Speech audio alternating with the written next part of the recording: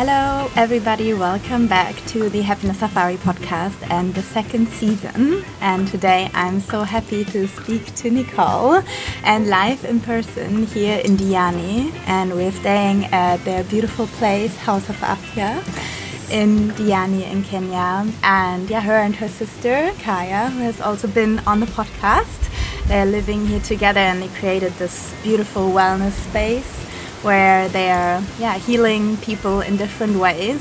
So I got to experience this myself. This weekend I stayed with them in one of the beautiful bungalows and I attended a workshop and I enjoyed some yoga classes, which are very special and I would say transformative and inspiring. So what they're doing, what they started. So yeah, and if you want to listen back to Kaya's episode, that's episode number 5 of the first season, as a side note. But yeah, today I'm speaking to Nicole. So how are you? Yes, good. Thank you. Excited to be here. Yeah. Thank you for the invitation to be in front of your listeners. Very happy to have you. And yeah, I think it's always best if you tell your story or your journey yourself. Let us know how it all began. Wow, where to begin? I know. I guess with everybody who's been on this journey, it's endless, right? It's always going. But I guess my journey really began at the end of 2017. I lost both my parents to cancer, and it was just my sister and I, and we were in our 20s, and so it was a major wake-up call. You know, they say that cancer is genetic, so I took a hard look at my life and I was just like, I don't want health to be what holds me back. You know, seeing our father on his deathbed and just all that suffering. We did a lot of research to try and figure out alternative ways for him to heal from the cancer, and it just made me realize that we don't really understand much about health. And in this world, most of us seem to think about our health only once it's no longer with us. And I was like, I'm not going to let that happen. So I went on a journey and I read a book called The Power of Now. And this book, it changed my life. There are just no words to describe the change that happened. Did you read that before, after, or during the process? I read it actually after my father passed away, and I had a mental breakdown, and life was I just didn't know how to cope with life. And my sister kept on repeating to me, she kept on saying, you're not dealing with your grief, you're not dealing with your grief, you're not dealing with your grief. And by this point I had become so good at ignoring all of my emotions, just pretending that they didn't exist. And so I just did the same thing with my father's grief. I just didn't know how to cope. I just didn't know how. I felt that if I actually started feeling my feelings, they would swallow me.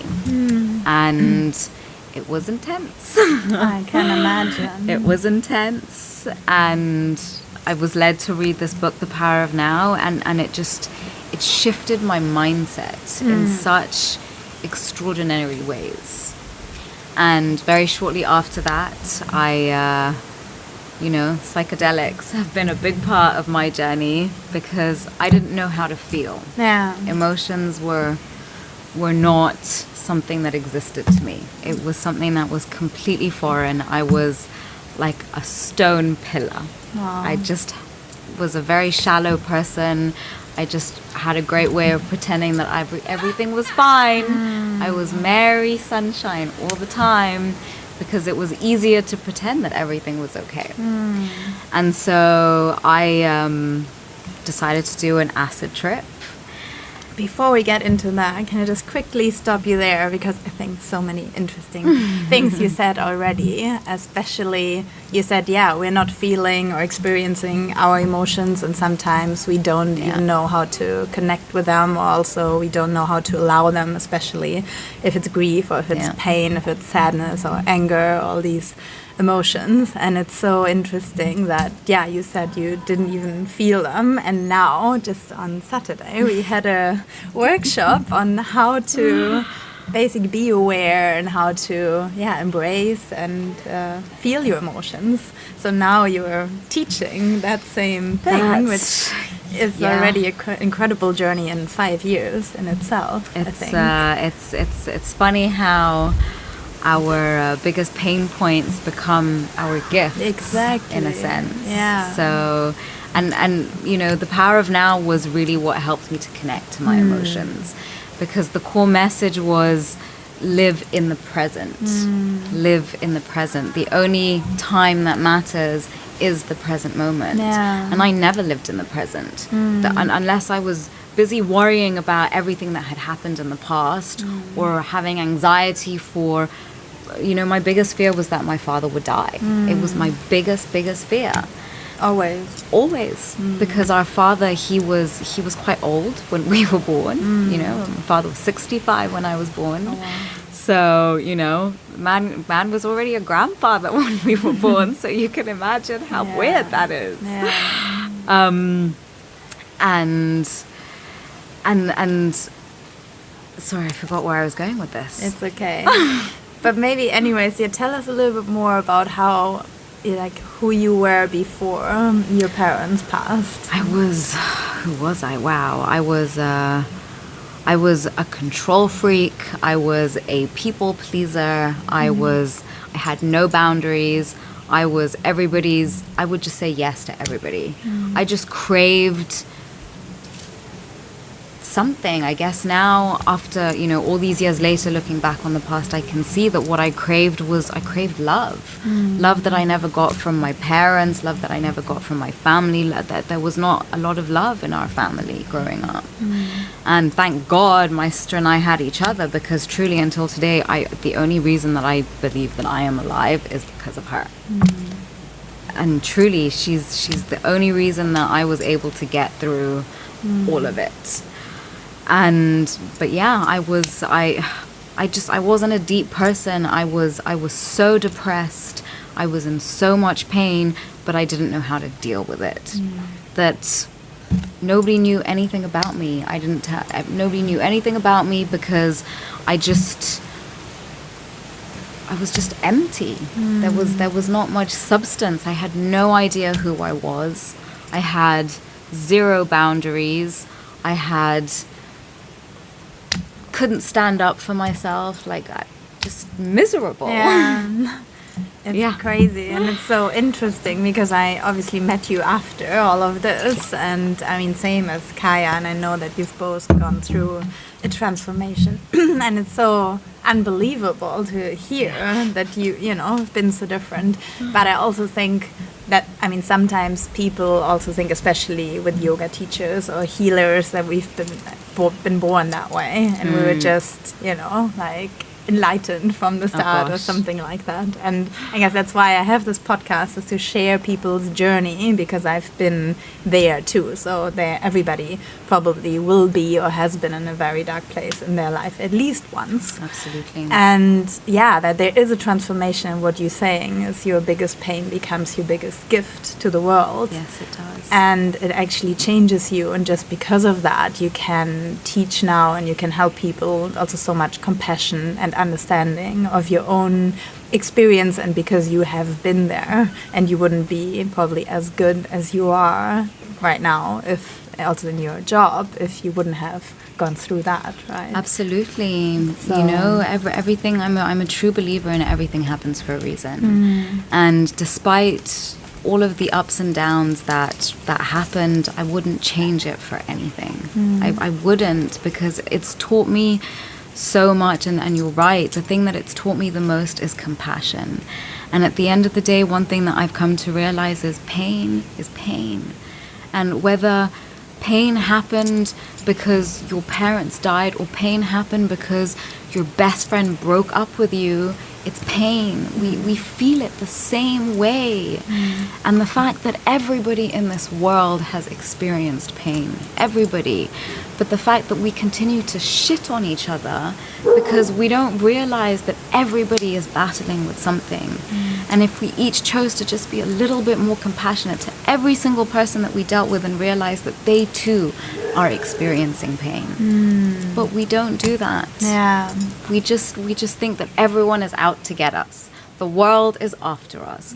Poor us, poor us. Yeah. You know, everybody has problems. Everybody has problems. But also so much because, putting yourself in the center of the universe, right? Making everything about you and saying, things happening to me, or, you know, why. Because if you're saying, for example, that example you brought up on Saturday, if somebody cuts you off and you get angry in the car, right? You get angry at that person, but the anger is already inside you. But also thinking, oh my God, why did this person did this to me? And I mean, that person didn't do it to you. That person probably did it because, it was like they were in a stress. bad mood. Yeah. They were in a rush. Exactly. They had somewhere to be. So it's something about them, and probably, if you look at it compassionate and you're thinking, oh my God, they probably are going through something as well, or they're in a rush, or hopefully they won't actually have an accident because they're driving that way or whatever, instead of making it about you. Absolutely, but it also just shows that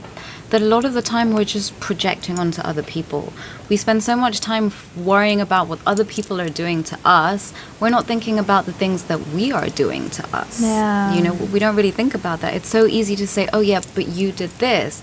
But, you know, in any relationship, this right here is a relationship, right? The way we respond to each other, it goes both ways. If you do something to me, maybe it's because I did something to you.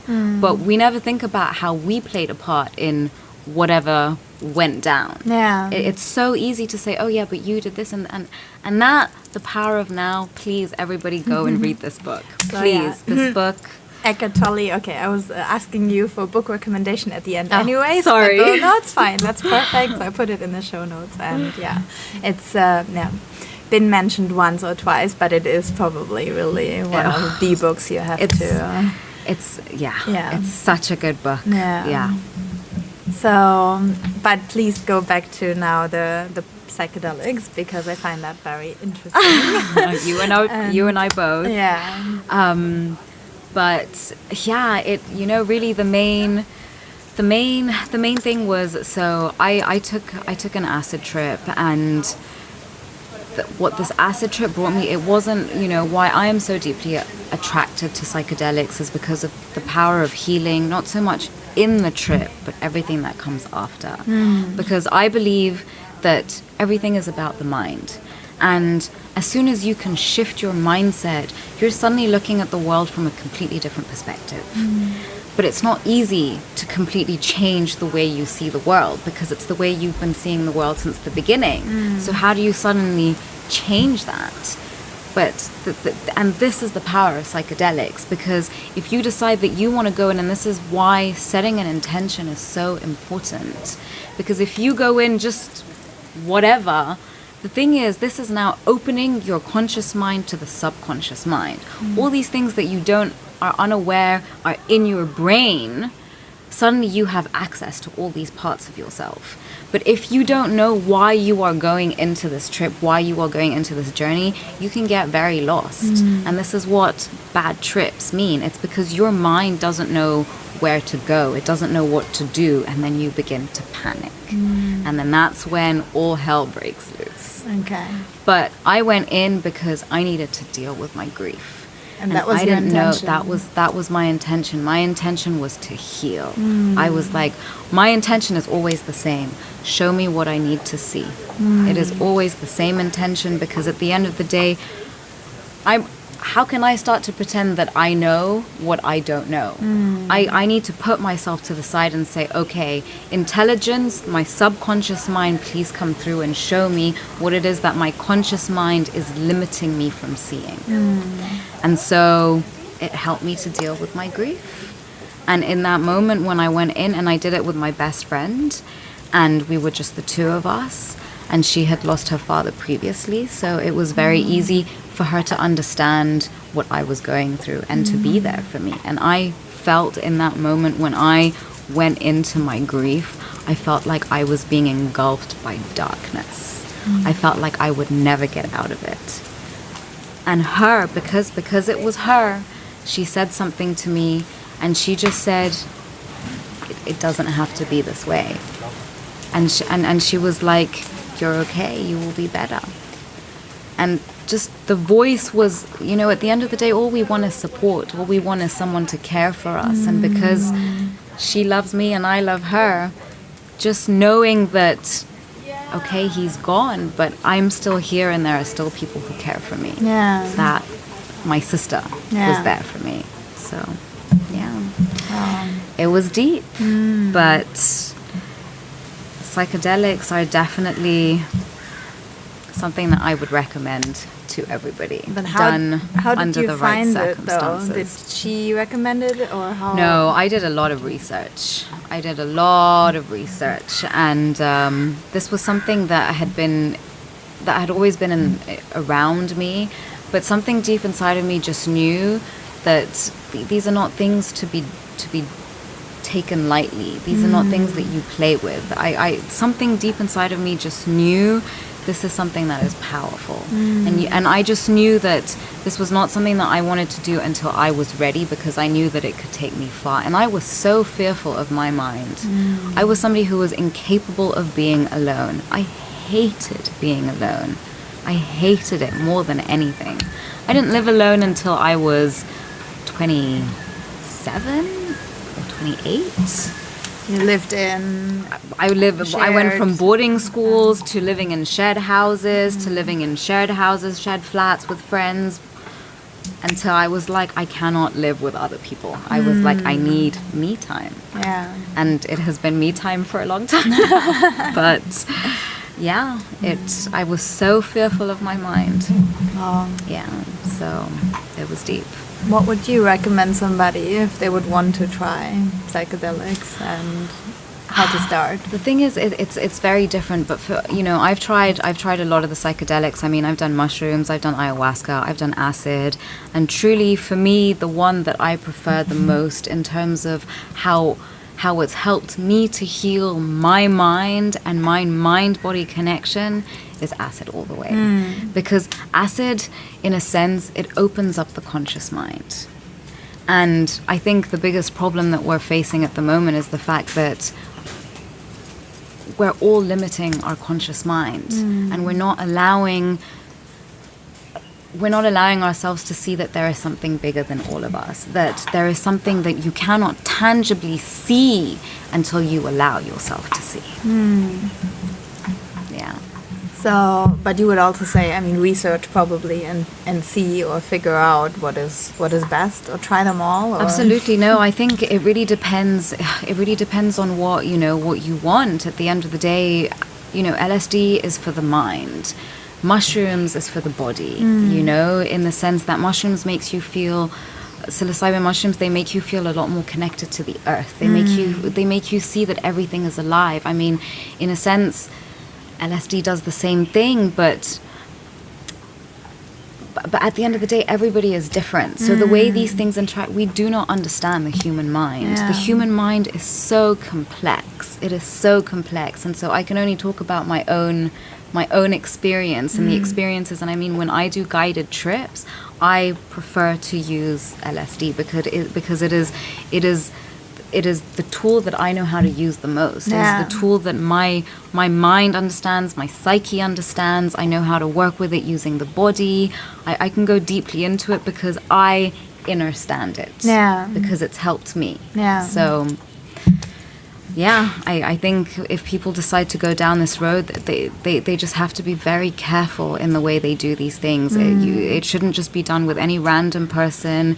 It's very important to know where you're sourcing your things from. It's very important that you be guided by somebody who knows what they're doing, because you can have very, very, very negative side effects if you don't know what you're doing. So what would be the worst? You can get stuck. Your mind can get stuck, and this is, the people who have schizophrenia, for example. Again, we don't understand mental illness. We don't understand mental illness because we don't understand the mind. And the thing is, now as spirituality and medicine, spirituality and science are now finally starting to interweave and intersect, and science is finally being open to the fact that there is something more that can explain the realm of the unseen. Finally, we're we're discovering so much more about how the body functions, how the body can heal. Yeah. So, you know, everybody's different, but what is the key then? Is it the right, let's say, drug or psychedelic? Is it the right doses? Is it the right person? Is it the right source? Is it the right intention? It's everything. It's everything. You know, it's sacred. It's ritualistic. People wwho just go and take acid, you know, who drop acid at a party, it just goes completely beyond my level of understanding. Yeah. Because you're just opening up your psyche, you're inviting in so much more information. And the thing is, that can really fuck with you. Yeah. It can send you, it can do all kinds of things to your psyche. And these are things that, you know, the shamans use, medicine men, medicine women from all cultures have been using psychedelics since the beginning of time. So guys, maybe just to clarify, we're not trying to recommend to take drugs and not at a party and not, you know. Absolutely not. But more doing in a healing way. With somebody in the right doses, it has to be controlled. It has to be controlled. It has to be done with the right intention. The person who is leading you has to know what they are doing. These things, they're very, very important. And how do you find, so if anybody is in Kenya, wants to do it here, they could find you, obviously. They could. But how would you find the right, because I remember before we've done ayahuasca, we did a lot of research, and then we found places from probably $150 a day or $2,000 or something like that, right? And you find all kinds of places, but you actually don't know what is the difference and who is legit, who's doing it for the money, who has a real, you know, medicine, and who's just, That's now where, you know, I'm a deeply spiritual person, deeply spiritual, and I believe in energy more than anything. And so the thing is, at the end of the day, it's about using our intuition. It's about starting to gauge, does this person feel right? Do I feel like I can trust this person? You have to start engaging your intuition. It's about starting to feel into the intention of other people. And the thing is, you can actually sense if a person has good or negative intent towards you if you just allow yourself to feel into the energy of the connection, rather than focus on, okay, is this person this or this based on their physical appearance? Because, you know, appearances are deceiving. You know, don't judge a book by their cover. You don't know anything about a person. A person can be beautiful and may seem super charming, but could be a serial killer. At the end of the day, you don't know. But you can always sense into the energy of things. So that's where it's, you know, you have to start to see, okay, do I trust how this feels? It's now about dropping the ego and really feeling into the intuition if that is the right thing for you. Nice. And then what happened after your first acid trip and now in between? Gosh, so many things have happened. This the acid trip also, it made me so aware of my physical body. It made me so aware of my physical body.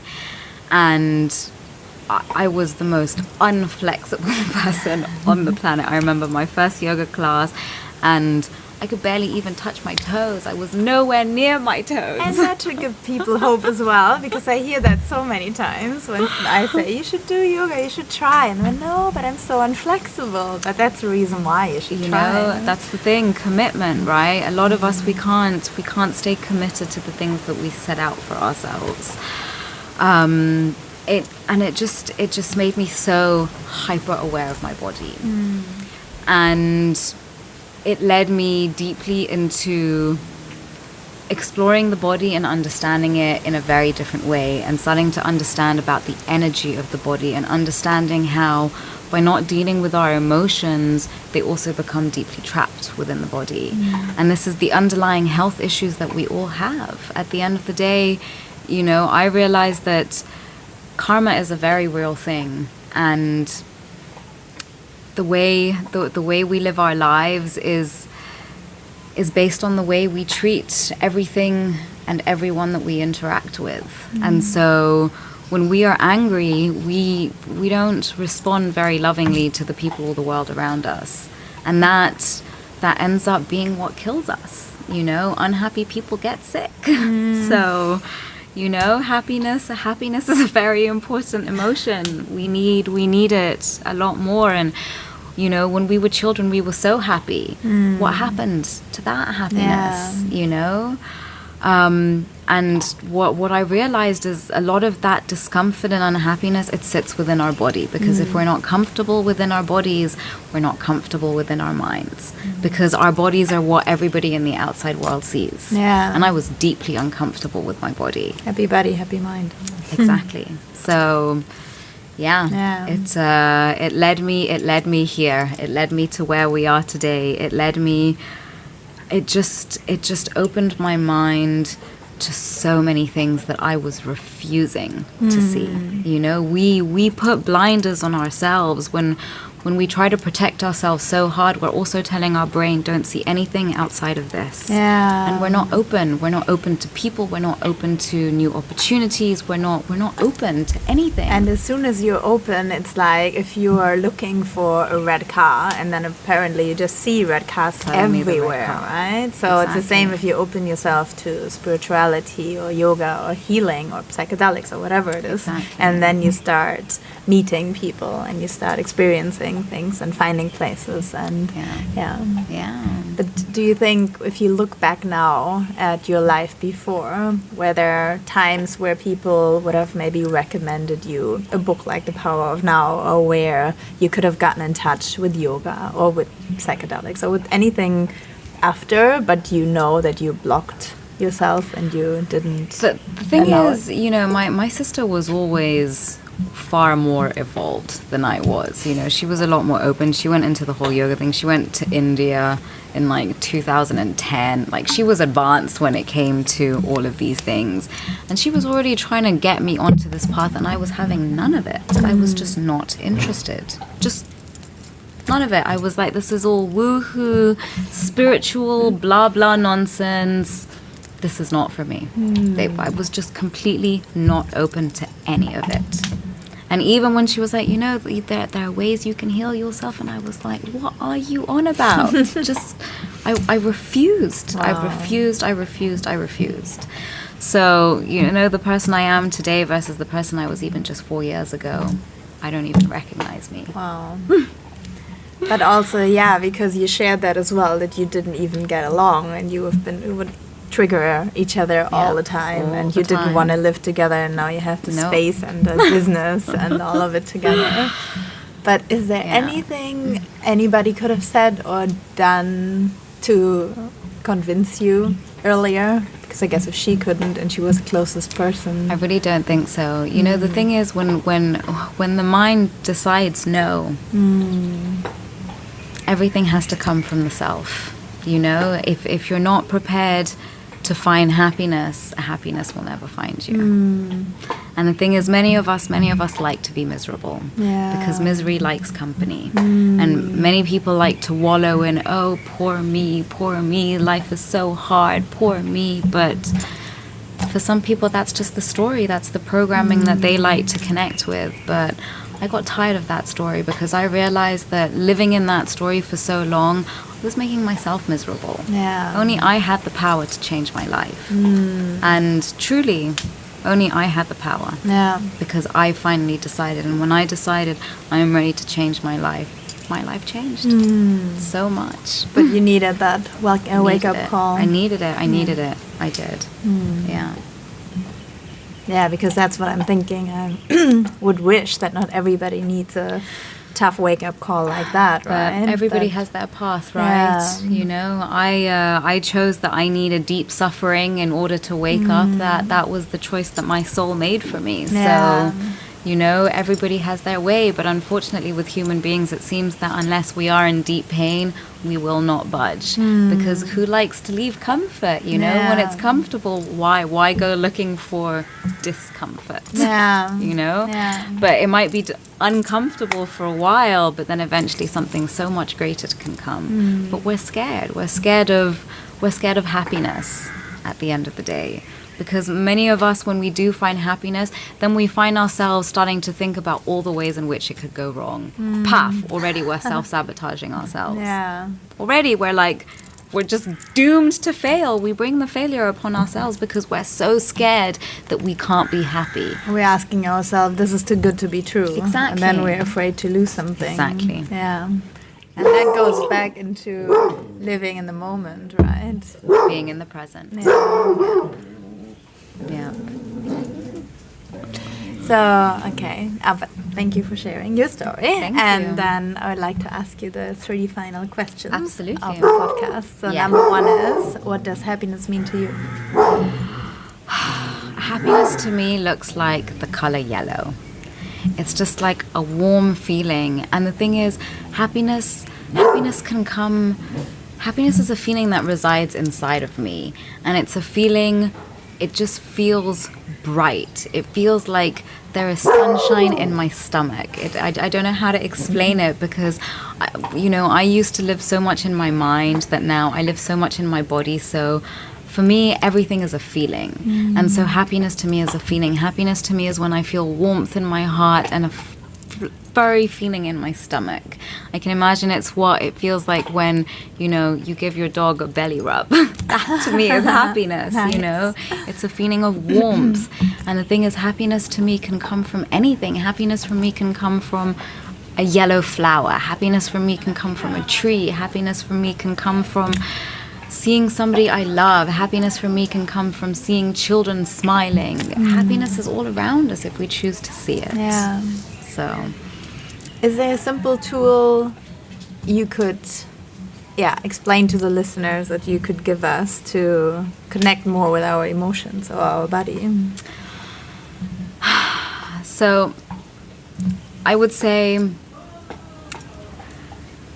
emotions are a feeling, right? Emotions are something that we feel inside of us. And really just, we talked about this on Saturday, but for the listeners who weren't with us, just think about it this way. When you're feeling an emotion, you generally feel it somewhere in your body. So for me, like I was saying, happiness feels like warm, furry feeling in my stomach or a warmth in my heart. That for me is happiness. But now, so I would say to people when they feel an emotion is to start focusing on the physical sensation of that emotion. So really feeling where you feel that emotion in your body and not allowing yourself to go into the mind and to start thinking about what this emotion is about, because I'm sorry to break it to you guys, you don't know. we don't know. Our emotions, we don't really understand them, and you can't think an emotion, you feel an emotion. Yeah. So to start trying to think what is happiness, that it's not possible to define it from a logical mind, because you can't describe a feeling. You can describe a feeling, but you can't think about a feeling. I can't say think about love. No, you say feel love. Think about happiness. No, feel happy. So start to feel the emotion physically in the body. Okay. Yeah. And locate where it is. And just breathe. Allow the physical sensation, focus on the physical sensation for as long as it's there until eventually it will start to dissipate. But I think it's also a good tip what you said. Probably often that we go so quickly into the mind. So when you're actually taking the time to allow yourself to connect with your body and with the feeling, and then trying to not get into the mind. And whenever you're just starting to think about something, it's the same as in meditation. You're going back to your breath and trying to reconnect to the feeling. Yes. Yeah. To the physical sensation. Yes. Yeah, very good. Okay, so the second question is, what do you do to be happy? What do I do to be happy? I mean, to be honest, I feel like I'm happy all the time because I'm living my dream life. I mean, I get to live at the beach. I get to do a business in what I like. I get to be my own boss. I get to decide my hours. I control everything about my life today. So I'm living my life, so I'm so happy all the time. That's amazing. Yeah. I'm happy for you. Yeah, thank you. And I think also after all that suffering, you really deserve that, right? You know, and you worked for it. And really, at the end of the day, I lived in suffering for so long. I was like, why am I going to choose to continue to see all the negative? The thing is, I know that there is negative all around us, and I see it every single day. I know that people are suffering. Living in Africa, we see it every single day. You know, and this is how we've grown up. But I choose not to see the sadness all around, because as much as, you know, people are living in poverty, it's not like they're miserable. You know, we always think, poor these people, they live in shitty houses. Yeah, but they're still happy. True. Would they prefer to have a more comfortable house? Of course they are, but it's not like they're living in depression, all of them. So when you choose to look, even if it's the small things, when we continue to look for the small things that bring us happiness, eventually those are the main things that we see. And if I decided that I wanted to focus on all the negative things that surround me every single day, it's not like my life is roses and sunshine 24/7. No, but I don't let those moments be what gets me down. Two thoughts on that also. I mean, first, I do understand, and we talked about that as well, right? Like, how do you deal with all the suffering on this continent and living here and seeing it and seeing that there are people living in misery? But one is true, they are actually happier. I asked myself that as well, and I wrote a post, I guess, on Facebook last year, and I was like, it's crazy because they seem so much happier than people in Europe, for example, right? Still. And also, I mean, if you are miserable, then you're not making anybody else happy, so you're not helping. No. And then it's also what you're focusing on. So if you're actually focusing on being happy, then you also can give to others, right? So now you are actually providing jobs for people, and you are helping other people, inviting them into the space and with what you're doing. So actually by deciding to be happy, so that is actually maybe something you did to be happy, because you said you decided also to change your life, to change your mind, to look at the positive. And so, I think by being miserable, you're not helping anybody. So by being happier, you're helping so many people in so many different ways as well. I guess so. I mean, I guess so. I don't really think about it, but you know, I just feel like if I can help whenever I can help, then why wouldn't I? You know, so many people, like, what makes me so angry is when people come, you know, to ask you for money on the street. I will always give. Even when I was in Europe, I would always give people money on the street, because at the end of the day, what is €1? What is $1? What is 100 shillings? At the end of the day, in the grand scheme of our, you know, we can easily go and spend 400 shillings, $4, €4, whatever it may be, on a cup of coffee. And this person, they ask you for money and you say, I don't have money. Really? That's a moment where you can always help, but you choose not to help the other person. So at the end of the day, you don't know what got that person there. We don't know. We think that whoever, you know, people who are poor, we think that they're lazy or they're not hardworking, or, you know, circumstances could be very different. Looking at the world around us today, you know, look at, you know, people in Europe suddenly are finding themselves refugees. Did we ever think that Europeans would be refugees in this day and age? No, we didn't. Yet here we are.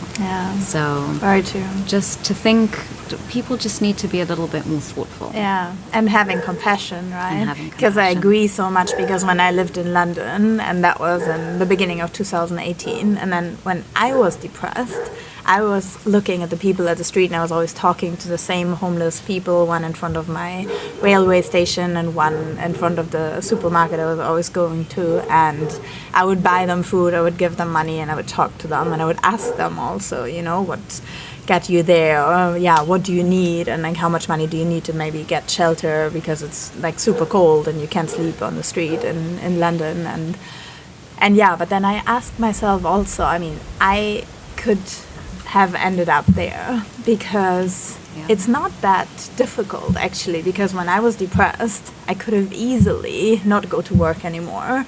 Then I wouldn't have been able to pay rent anymore. If I would have been super proud or unfortunate, like I wouldn't speak to my family because I was far away from home, like I didn't have any friends there, I didn't really know many people, and if I would have just kind of stop living, giving up on myself, maybe turning into alcohol and drugs instead of choosing the other path and trying to find my happiness and trying to heal myself and trying to be healthy and do yoga. But I could have gone the other road. And if I would have, then I could have easily ended up on the street myself, just from a very good paid job and career and life with friends and family, but still.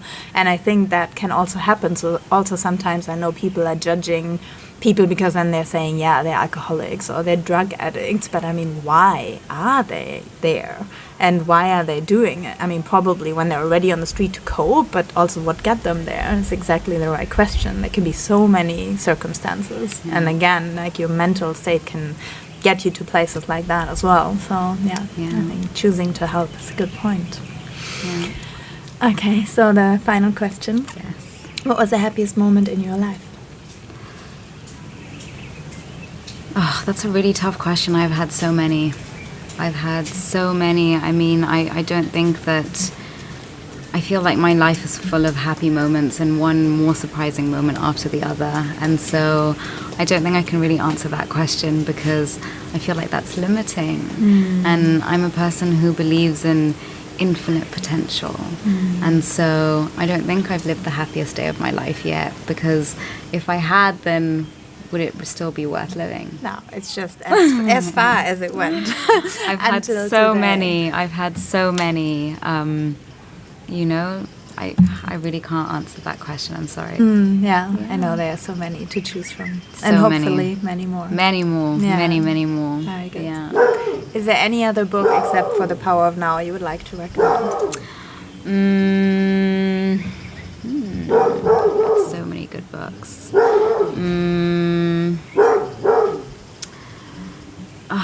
I forget the name of the author, but it was a book on PDF that was sent to me by a friend that was called Your Forces.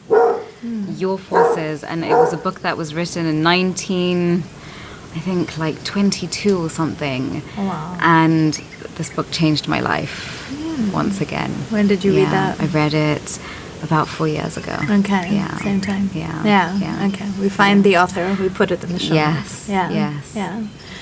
Very good. Yeah. Is there anything else you would like to share? You would like to? No, just to know. Thank you for the opportunity. For me to share my story with everybody out there, and just really to remind the listeners out there to find happiness every day. There is happiness in every moment around us. Just choose to see the happiness. Oh, I love that. Yeah. Wow. Yeah. Thank you so much. Thank you for coming to the podcast, being my guest. Thank you for the invitation. Sharing your story. Yes, thank you so much. And all the best. And so many more happy moments. Thank you. Yeah.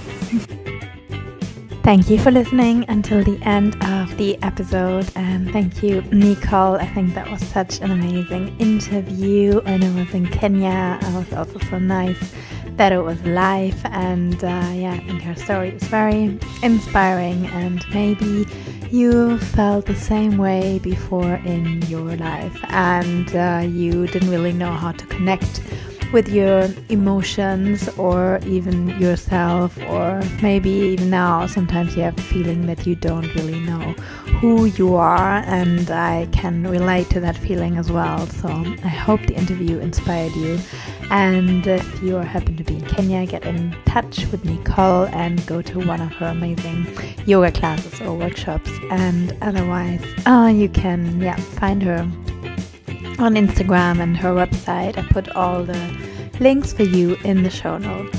And welcome to season 2. That was the first interview. This season we will have more solo episodes as well, where I'll talk a little bit about me and my life, and give hopefully some tips for you as well to live a happier life and create the life of your dreams.